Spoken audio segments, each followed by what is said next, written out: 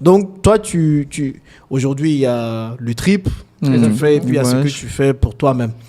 Mais on a connu Alain sur le dropshipping. Exactement. Il parlait de e-commerce matin, midi, soir. C'est ça. Tout le temps, dropshipping, e-commerce.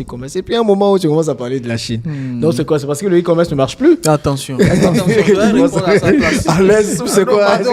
Il faut que je dise ça. Parce que beaucoup vont dire non, le e-commerce ne marche plus, donc il est allé vers la Chine. Tous les gens qui se sont enrichis dans le dropshipping l'ont fait avec la Chine. C'est bien.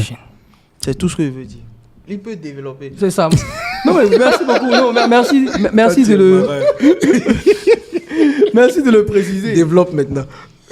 La Chine aujourd'hui, et c'est ce que je disais plusieurs fois, c'est que je me suis rendu même compte personnellement que tout ce que j'ai créé, c'était grâce à ce pays, finalement. Tu ne savais pas? Je ne savais même pas, en fait. Moi-même, je ne savais pas. Parce que je me rendais tous compte. ces trucs là-bas, là, c'est AliExpress, c'est chinois. Ouais. Alibaba, aujourd'hui, Temu est en train de nous fatiguer sur les réseaux sociaux. C'est chinois. Donc, je me suis enrichi quelque part indirectement ou directement grâce à ce pays. Je parlais avec des fournisseurs chinois depuis 2014, 2015. Je ne comprenais pas. En fait, je n'avais pas mis des mots sur les actions que je faisais. D'accord.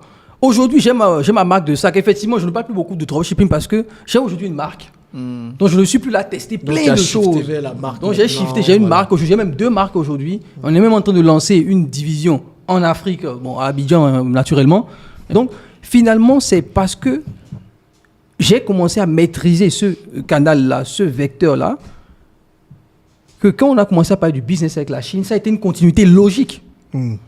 Ça n'a pas été un changement en fait de direction, puisque je parlais déjà des fournisseurs depuis dans l'e-commerce. Parce que pour se lancer aujourd'hui dans l'e-commerce, l'une des choses à maîtriser, c'est comment acheter en Chine. Comment te faire livrer. C'est ça, mais est-ce que du coup aujourd'hui, tu conseillerais à quelqu'un de toujours faire du e-commerce ou de se mettre plutôt comme négociant avec la Chine et du coup tu sais, qui va chercher des fournisseurs et tout ça? Je te dirais, et peut-être que je vais le dire parce que c'est comme si je me tire une balle dans le pied, parce que je suis e-commerçant à la base. Je parle de formation aussi en e-commerce.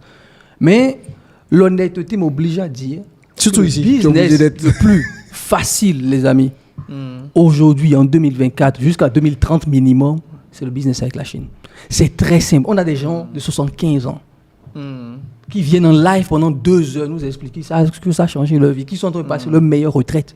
Parce qu'aujourd'hui, ils peuvent passer commande en Chine tout seuls, sur les différents sites que nous connaissons, sur lesquels nous les enseignons comment faire, gagner des commissions. Je vous ai dit, tout le monde a quelqu'un qui connaît quelqu'un qui veut acheter quelque chose que ce pays a. Oui. C'est un business très facile. Mais le principe, c'est quoi?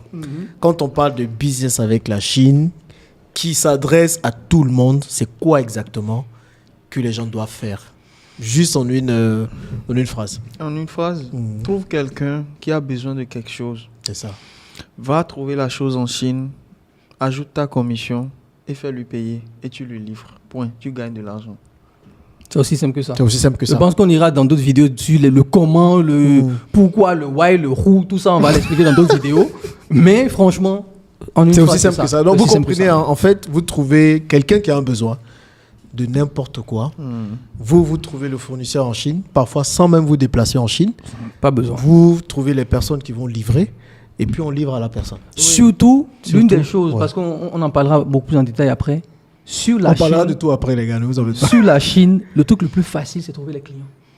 C'est l'un des rares business. Oui, c'est ça. Tout le monde veut acheter quelque chose. C'est l'un des rares business où tu ne dois pas te bagarrer pour aller trouver les clients. C'est ça. Tu sais, le nombre de gens de ma famille qui me contactent au quotidien pour commander quelque chose en Chine, c'est trop. Les oncles, les tantes, énormément de personnes. Une des choses qu'on dit dans la formation. Une des choses qu'on dit dans la formation pour trouver des clients, présentez-vous comme quelqu'un qui achète à Chine. Point. Bonjour, je m'appelle Augustin, j'achète tout ce que vous voulez en Chine pour vous et vous allez faire des économies. Les gens viennent.